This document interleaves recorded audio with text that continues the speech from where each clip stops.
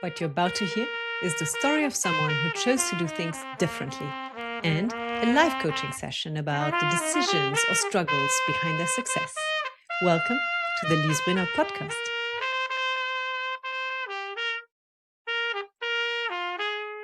Hello, I'm Lise Bruynooghe, and today I'm joined by Alejandro Trenor. Alejandro is co-founder and CFO of Soil Capital, a company that drives the adoption of regenerative agriculture globally. I think you've also received quite a few prizes for your work with carbon capture. But over to you, Alejandro, to tell us a little bit more about your current job, your company, but also the journey that led you there. Thank you, Liz. I'm very glad to be here. Thank you for inviting me. Soil Capital is a company that we created to enable the adoption of regenerative agriculture by farmers globally, as you said. We start from where we started, which is Belgium and France and the UK, where we are today. These three countries are the heart of where we are. And we are already starting in Poland, in Ireland, in Argentina. And we will go beyond as much as we can. And really the reason why we do this is because we believe that the food system overall and farming at its heart really needs to face this fundamental change, how food is produced, meaning how farming is carried out.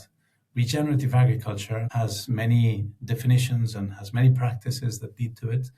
But if I can summarize it in a nutshell, it's any farming practice that develops the biological fertility in soil.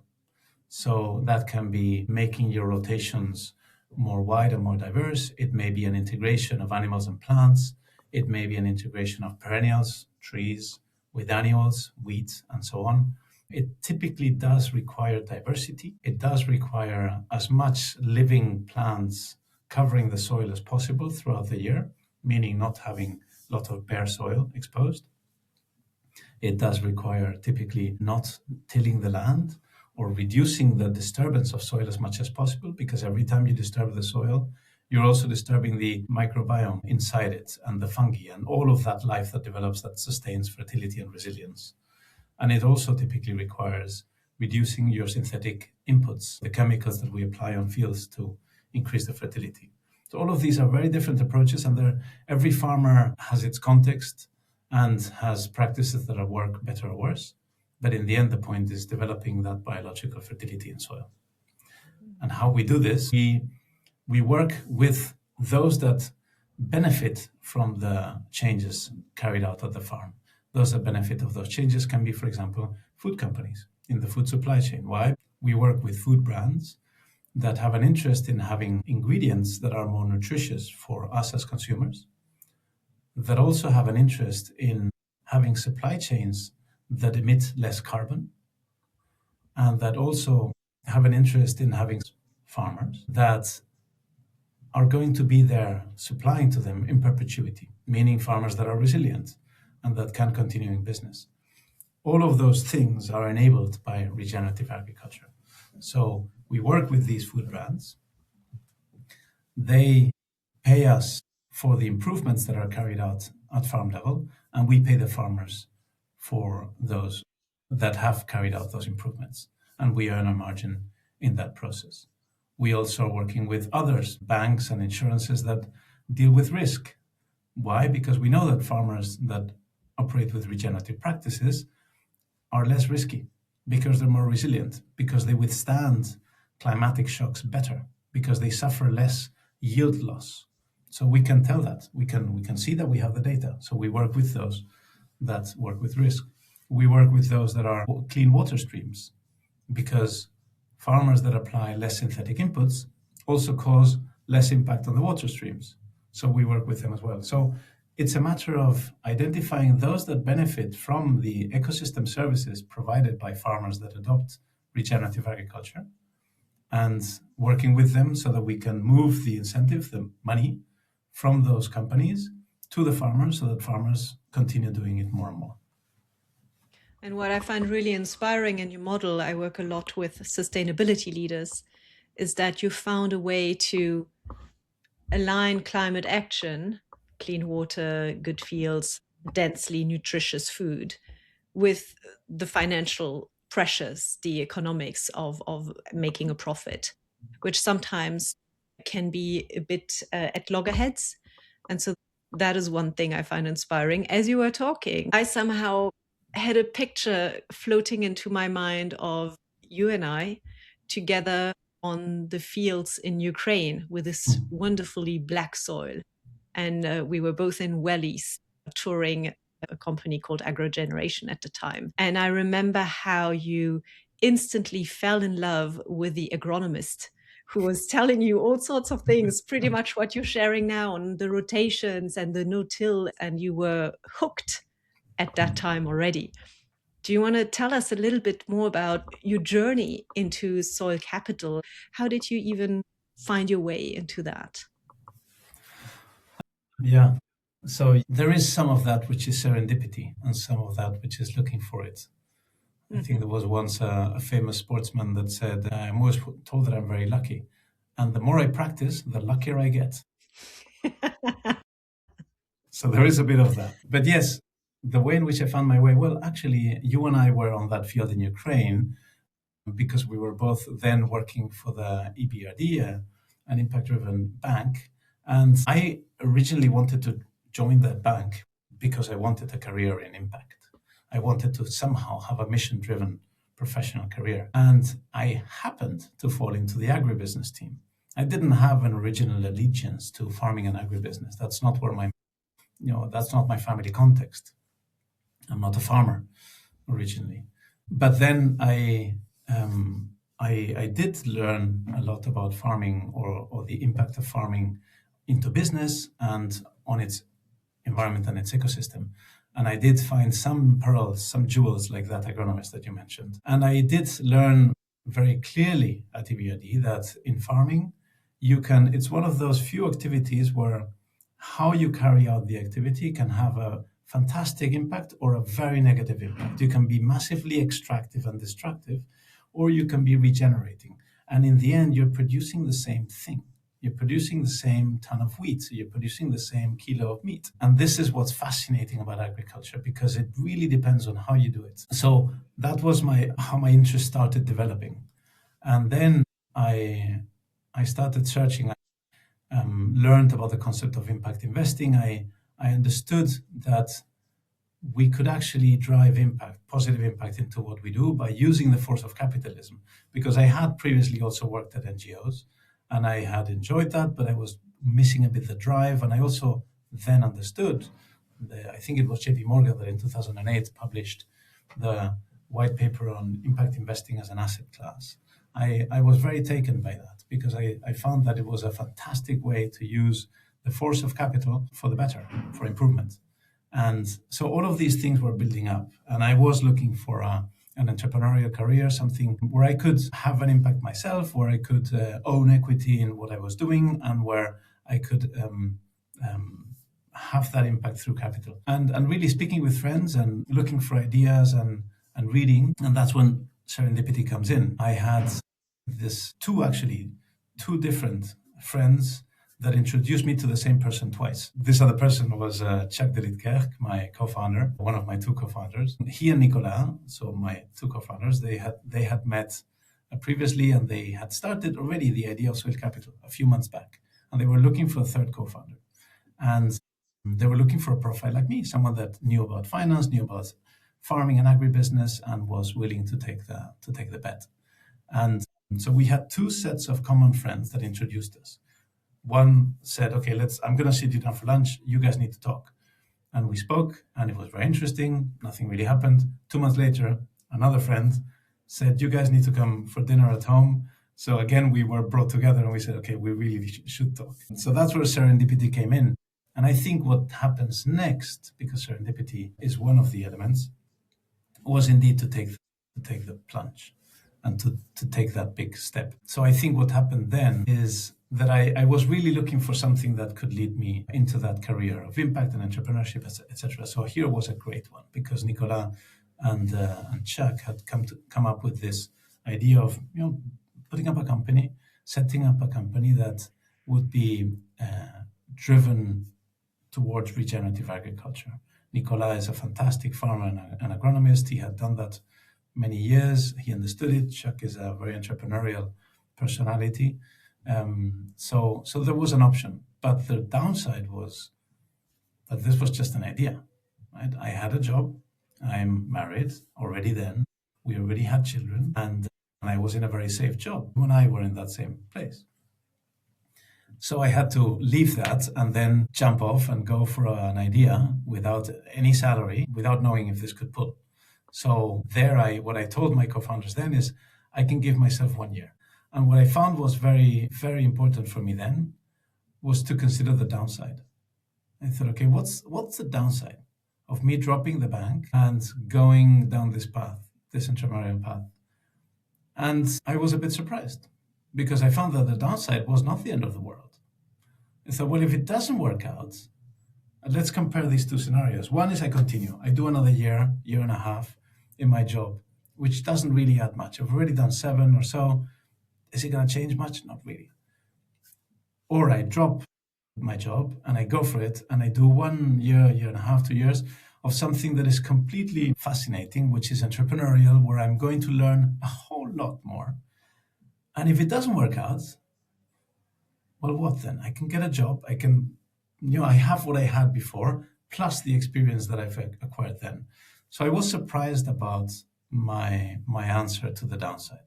And that was a very important component of me making that decision and taking the plunge. And actually, your answer to the downside was showing you there is an upside, because you would have learned so much more in this 1.5 to 2 years than if you had stayed where you were. But so it does take guts or courage, or however we call it, right, to take that jump when we don't know.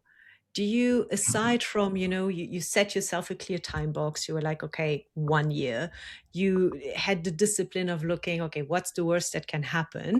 You realize, well, actually not that bad, which very often, by the way, is the answer when you really take the time. Because sometimes I go through, even for my own life, you go through it and you're like, okay, what if I end up homeless under a bridge, like literally with nothing? And you realize that's not going to happen, because at the worst you can work at McDonald's, or you can do, I don't know, you can clean flats, or like there's always something you can do. So it's highly unlikely that the worst of the worst would ever come to happen. Was there anything else that kind of helped you to say, I'm going? Yes. I think the moment was right. I was at a job where, to be honest, I was quite bored. I was not learning anymore. I really wanted a path that was impactful. I wanted a path that was entrepreneurial. And I happened to meet someone with whom I really connected. And those 2 people were my potential co-founders, and I found it exciting. And it was not perfect. I didn't, I was not, there was no space for me to get paid as I was getting paid at the bank. And I didn't know, there was not a clear business proposition. We had to build it together. But it was exciting. And I suppose it's downside and timing. The timing was right. The downside analysis showed me that there was upside, as you just said. Yes. And the downside was not scary. And because of that, I said, well, let's go. I think that there are some moments where you just need to go. And you just know. Yeah. And I do remember talking to Chuck. I was one of your character references. Yes, it's true. At the time. And so he asked me, we were sharing an office, so I knew an awful lot about, your work habits, let's put it this way. And I really liked him. He was so cool. So that made me very happy for you. I thought you can't think of a better co-founder. So what I hear is you have this strong driver for growth. You mentioned I was bored, I didn't learn anymore. Yes. And then the impact from the outside. Now, this often looks very smooth, especially in retrospective storytelling. It's like, yeah, I did this, I did that, da, da, da. I do remember you took a sabbatical. Was it a year? Was it 6 months? It was a certain time. So what did you have to leave behind or unlearn about yourself or about your leadership as you were going through that moment?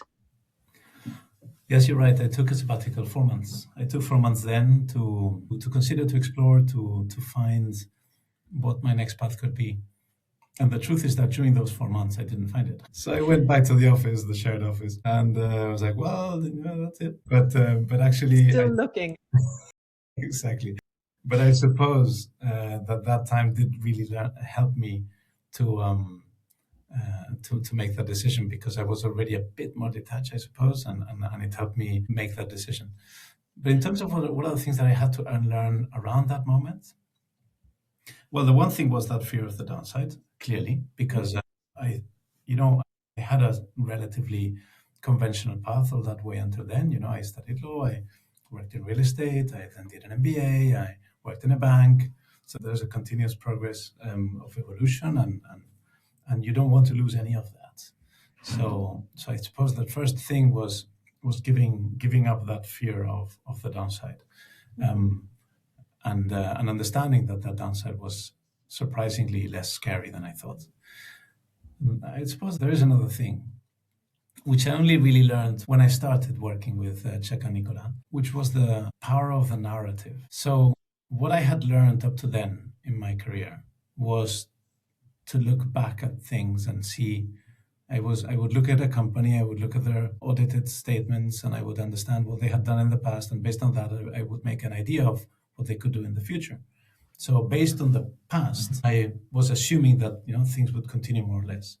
But then I discovered, working with my co-founders, the power of creating a different narrative, of imagining what's possible, what could be done, and then working from there back to now, say, well, what needs to be true for that to happen? What would need to happen for that to be true? And it's enormously powerful, because with the narrative, you can connect with people that also believe that they want to go in a different path, be they collaborators or clients or investors or other people who also want to believe in that narrative. And if you have something that is believable, that is relatively reasonable and ambitious, well, suddenly you can create out of that. And that I found enormously exciting. And it has accompanied me ever since we started Sweat Capital.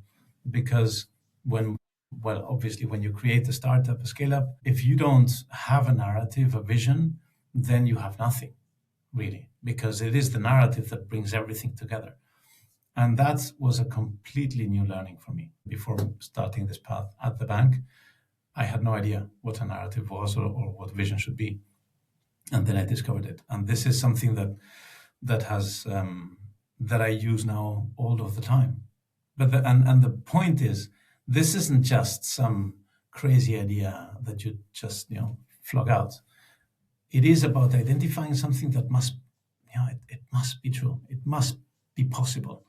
For example, on the topic of regenerative agriculture, when you look at the degradation of soils around the world, when you look at the degradation of the nutrient content of food in the last 50, 60 years, when you look at the fact that farmers are going out of business everywhere. In Europe, I think we've lost 30% of farms over the last 20 years.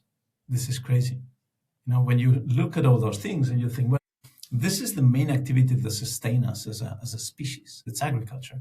How can it be that it's working so badly? How can it be that it is degrading all of the environment, and it is causing the people that do it to go out of business themselves or to commit suicide, because there's a huge suicide rate amongst farmers? So how is that possible? And then you look at alternatives and you look at regenerative practices and you think, well, here's something that addresses all of these issues. And then you need to identify why it's not already happening, but you can derive a conviction that this must happen. So if you have something like that, where you say, well, taking it all into account, at some point, and given the right conditions, this must happen, well, then that's the vision. And then the narrative is the path that takes you there. You start asking from there. So what would need to be true for this to happen? And then you identify the steps and so on. And that is enormously exciting. And I find that is enormously valuable. So that's the other thing that I had to learn. And the unlearning was just looking at the past. I love that. And what you're describing is, in essence, I love tools that are always applicable across all levels, individual, team, organization, society. And this is one of such tools. So, you can think about agriculture in this way. You can think about the state of the world in this way. You can think about your own personal growth in this way. what is the dream vision and what needs to be true to actually get there? What are some of the steps? How can we actually make it happen?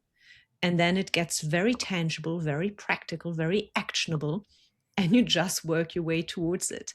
And so now I know, or I understand, why you're still with Soil Capital, because growth, that seems to be one of your core drivers and wasn't fulfilled in your previous company. When you work in that way, when you always have, some future state that is not yet that is not there yet to thrive for, then you always have growth, because you need to figure out new ways, different ways of doing things that possibly even don't exist yet, that require full-on system change. And so that's a hell of a lot of work and a hell of a lot of growth as well. Would you like to dive into the second part of today and look at a question that you may be pondering on at the moment and that you'd like to bring? Yes, it's funny because as I was pondering and considering what the question should be, you've been speaking about growth now. You've sort of put the word in of this driver being growth. And actually, the question that I want to ponder about is how important is growth? And why I'm putting that question forward is because when I think about it, and in my context, in a startup scale up, growth is vital, right? You need it because you're creating something, you're developing it. Therefore, you must grow. If you don't grow, you die. Growth is exciting. It really drives the day to day. It makes you get out of bed. Growth is impact, depending on how you define your business. In our case, it is because the more farmers we work with, the more impact we can have on hectares, the more we can improve the lives of farmers. So if we grow, that means that our impact is also growing. All of those are positive aspects and are what drives the need for it. However, growth is also risk. It's a risk on people because we've all seen it, and we've also actually recently been through it as a company.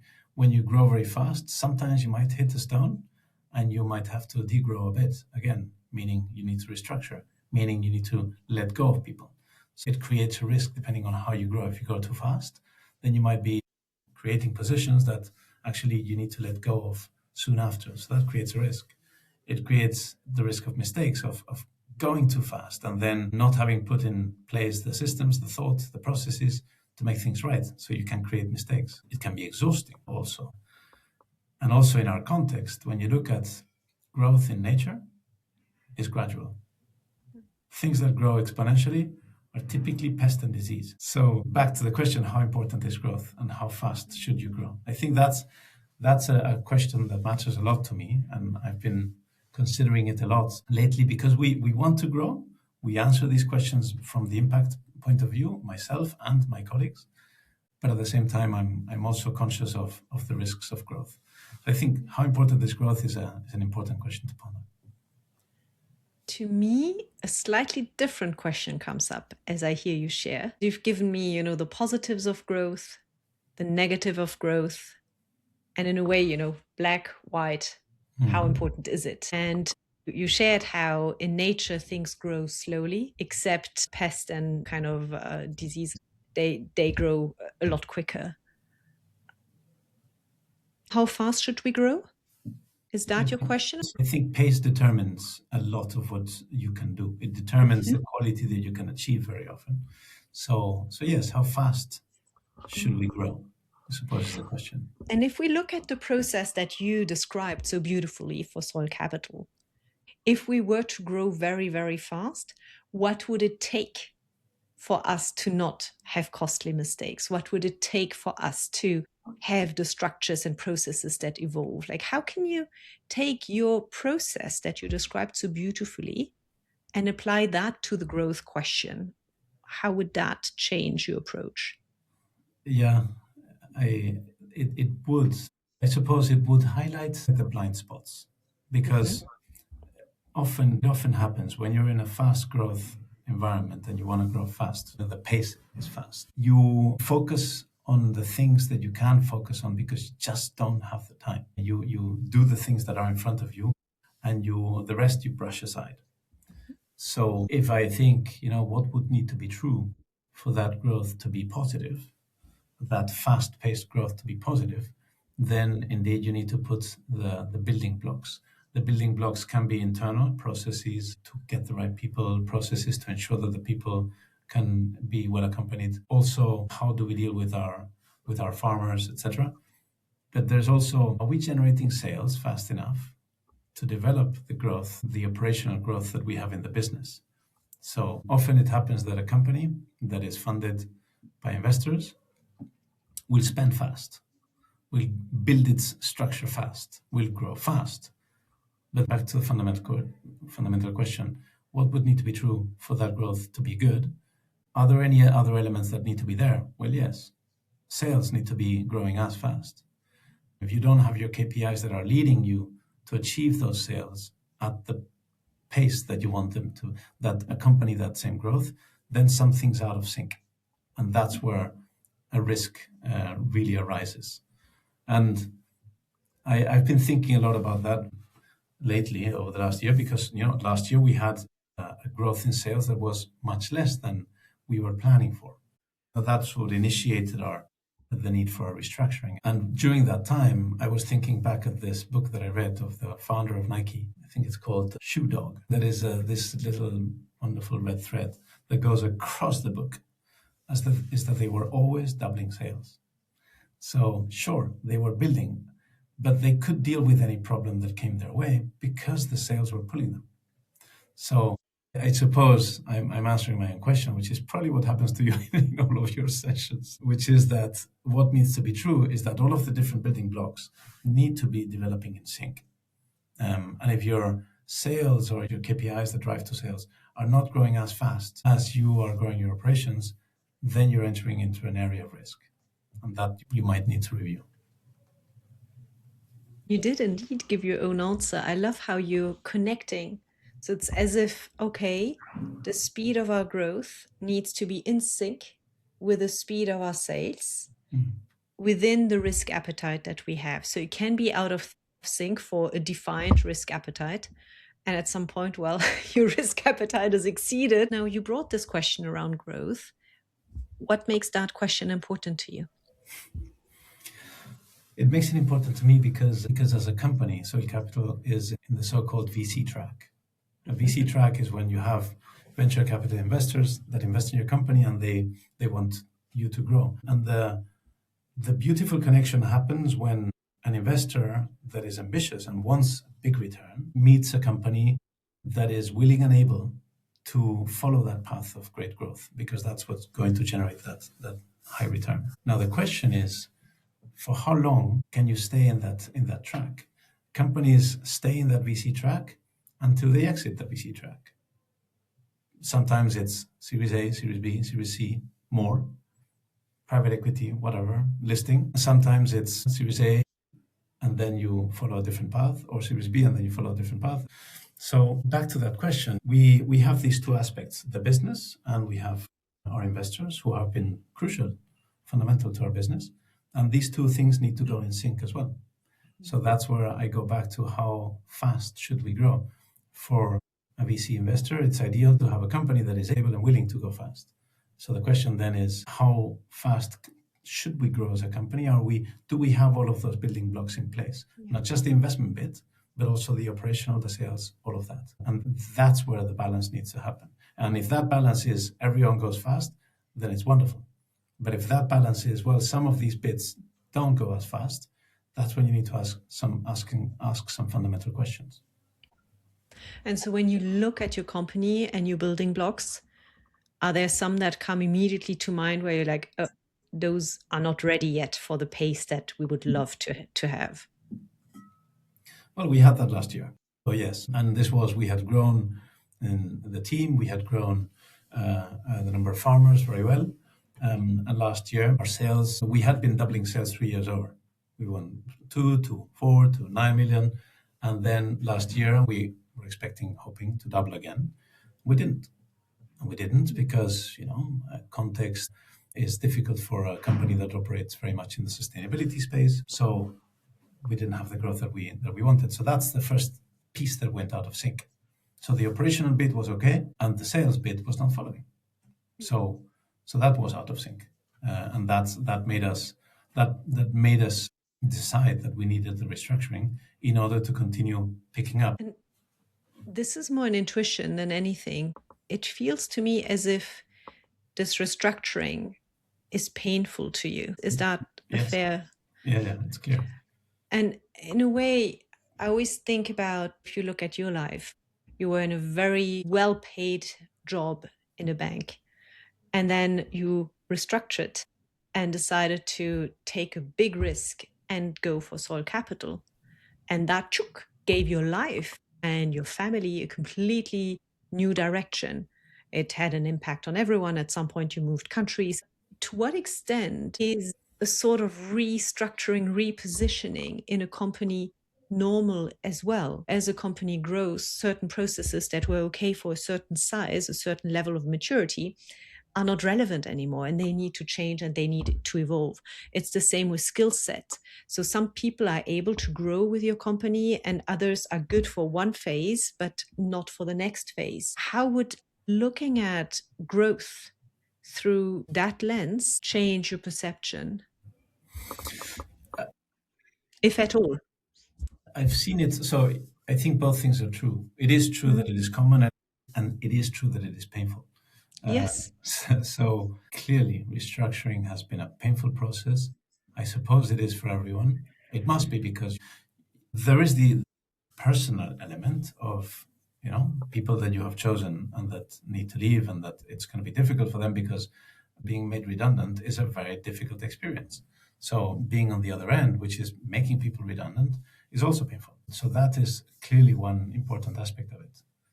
The other aspect of it is that I'm in this business of entrepreneurship to create stuff, and restructuring is destructive. It's difficult. So you're destroying stuff, things that you've created, that you're wanting to improve and that you're putting together, and suddenly you have to actually cut it off. That's it, goes to waste. So that's a shame. So it's painful. But is it normal? Yes. That doesn't mean good, but it is common. It is common because most companies that we see out there go through phases like these. Does that make me think differently about where we are? I think the fact that it is common provides some reassurance that we were not the outlier that got it completely wrong. But still, how does it make me think about the future differently?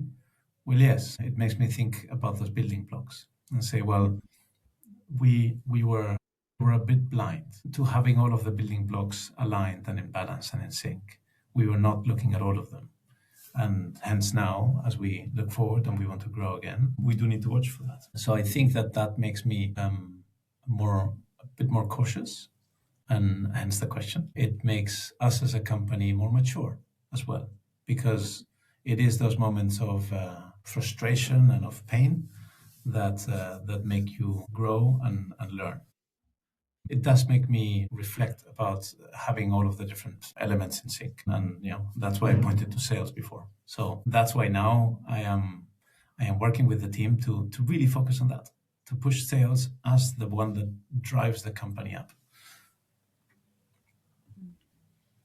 And I think it makes you very human, acknowledging that it is painful to destroy something you've built. As you were talking, I had this analogy of the painters, how on the canvas sometimes they paint over what they have painted, and it gives the canvas some depth and it makes the painting better, usually. So there is this notion of creative destruction that is part of innovation and part of growth. And yes, it is painful at the same time. It's one of those polarities that we leaders have to explore on a daily basis. And the fact that you acknowledge the pain makes you very, very human. If you were a robot, you probably would be completely fine with it, but you're not. And that probably makes Soil Capital a really nice place to be working, because there's a human leadership at the helm. Yeah, it's true. And it's also, in my particular position as the CFO of the company, of course, I am the one that needs to come with the bad news. And saying, okay, guys, I led my colleagues through the process of thinking that I had been through already. And maybe there's an interesting element there. I had arrived to the conclusion. I had looked at the numbers, said, okay, we have to do the restructuring. So first I went to my co-founders and said, okay, we need to discuss this. This is the conclusion.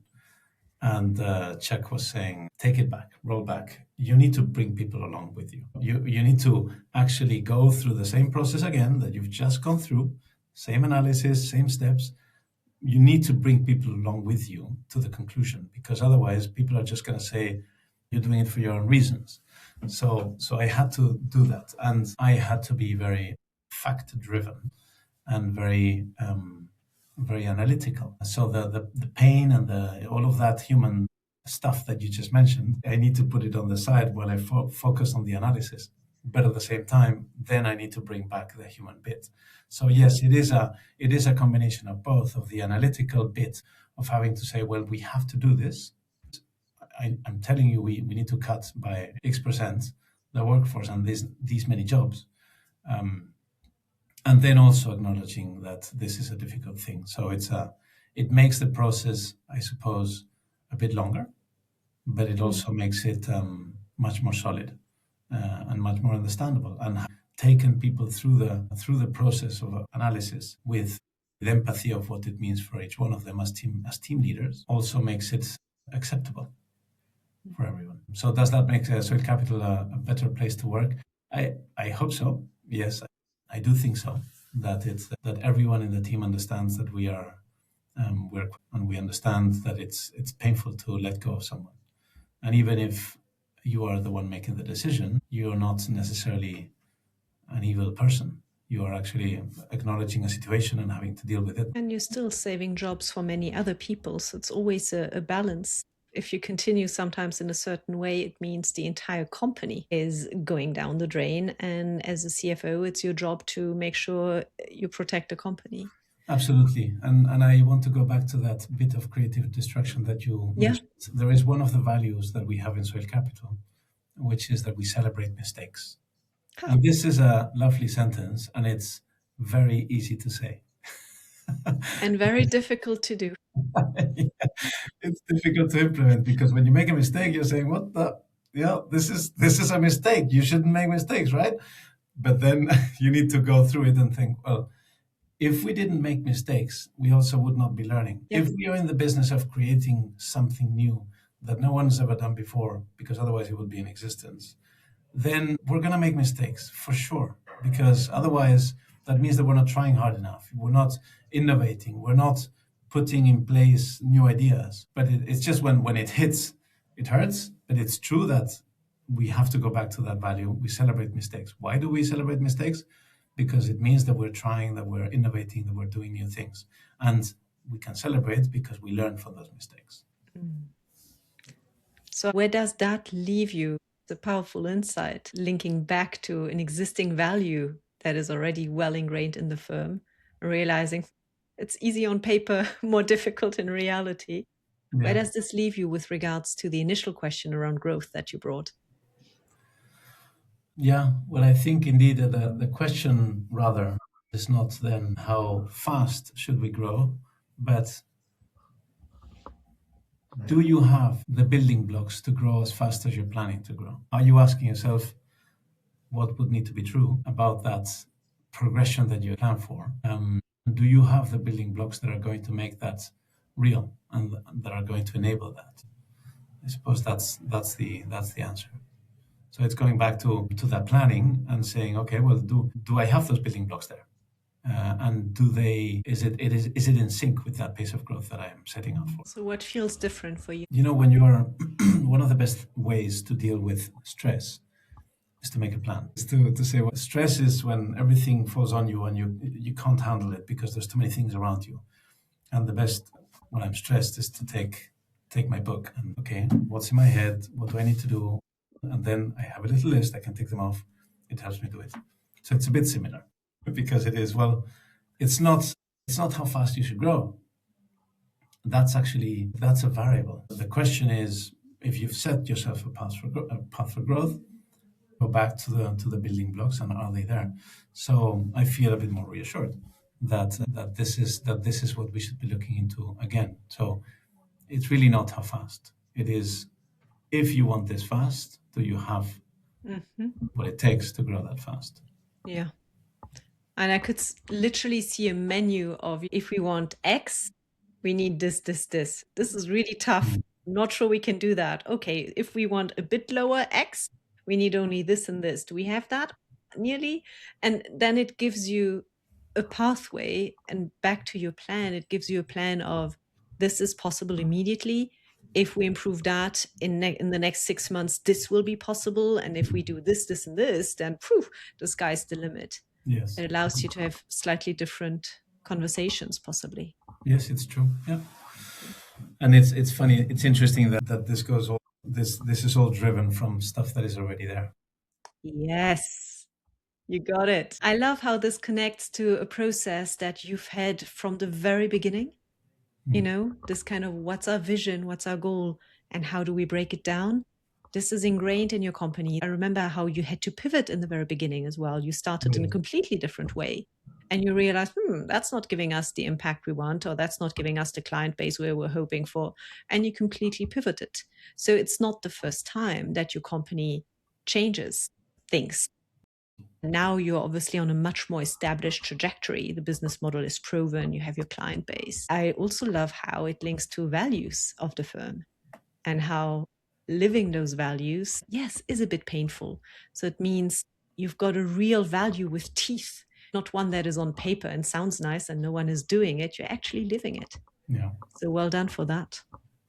Thank you. But yes, it's true. We had to pivot quite a few times, actually. And I found that the only thing that kept us together through those pivots was that there was one fundamental thing that we wanted to achieve, which was to enable the transition, of agriculture to regenerative practices. And I find that is actually not just necessary for an impact-driven company, but for any company whatsoever, because there's always many ways to approach a business. In the end, you need to know what you're in business for. And it is not just for a salary. It is not just for a profit. There has to be something else. Otherwise, that business is not sustainable. Yeah, you definitely have a clear why. Yeah. And a very compelling one. Yes, that's why I love it. Is there any one action or anything you want to take from that conversation beyond us today? Yes, it's that identification of blind spots. Going back to our plan, are we blind to any one of these elements that need to be working in sync? Are we too driven by one of these factors? Are we too driven by, in the past, we might have been too driven by the availability of capital, and then saying, no, it'll follow. And this is the dangerous answer. When you say, oh, don't worry, this will happen. Okay, fine, it may be, but you can't just hope for it. You have to How do we make it happen? Yeah, okay, and again, what would need to be true? Yeah. It'll happen, okay? It'll happen if what else happens? And then you can understand it a bit better. So I think I need to bring that back to our planning. I see you starting to drill down in many exec conversations where you're like, no, wishful thinking won't help us. How will we make it happen? You're going to nail everything down. So if I take you, say, 3 years from now, what would you hope has unfolded, either for yourself or for the company, or both? Well, I would, in 3 years from now, I would hope that we have that we have a profitable company that is delivering tangible improvements to farmers in multiple countries, and also that we have ongoing proof of the benefit of our incentive program to that regeneration on the ground. So if we can have all that, then I'll be happy about our progress. So yes, it's a company that is generating a profit. That means that it can continue to grow well, and it can use, back to the original bit, it can use the power of capitalism to develop better impact, and having tangible improvements to farmers, and showing that it is because of that they are farming in more regenerative ways. So if we can have that, then I'll be very, very happy. So would I. It sounds very compelling. My final question, Alejandro, what would you say to leaders who are facing an important choice right now?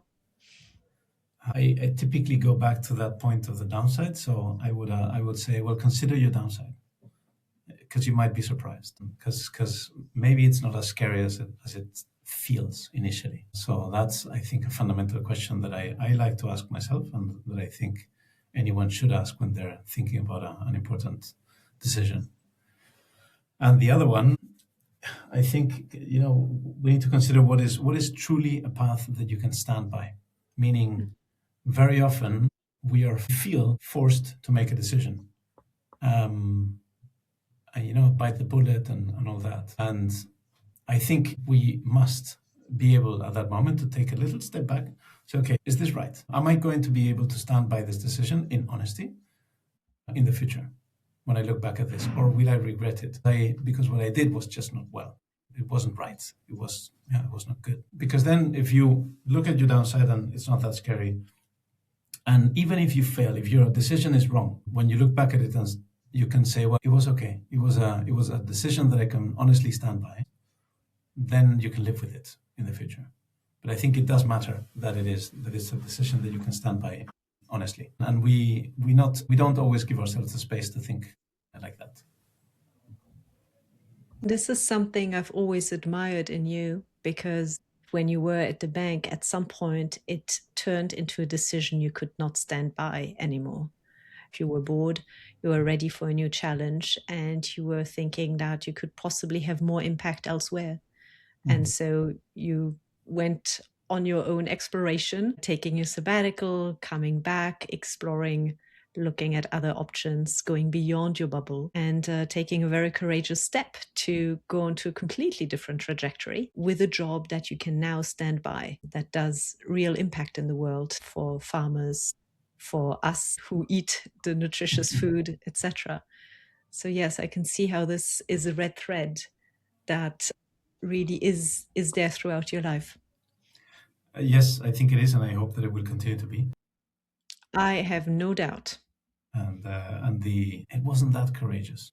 I think the point is, it wasn't that scary. Even if it hadn't worked out, I would have been happy to do it, and that's Yes. the answer, right? Because it was fun, it was learning, and then you can go and find your way again. Well, thank you very much. Thank you for your time. I know you're a very, very busy person, so thank you so much for joining us today, Alejandro. I appreciate it. Thank you, Lise, for inviting me. It's been an insightful conversation. So now I have some stuff to go back to. So that was valuable. Thank you, and it was fun as well. So thanks for that. I hope you enjoyed listening to today's Unconventional Leader. Subscribe to the podcast for more episodes like this. And if you too are someone who does things differently, join me on Substack for more leadership insights.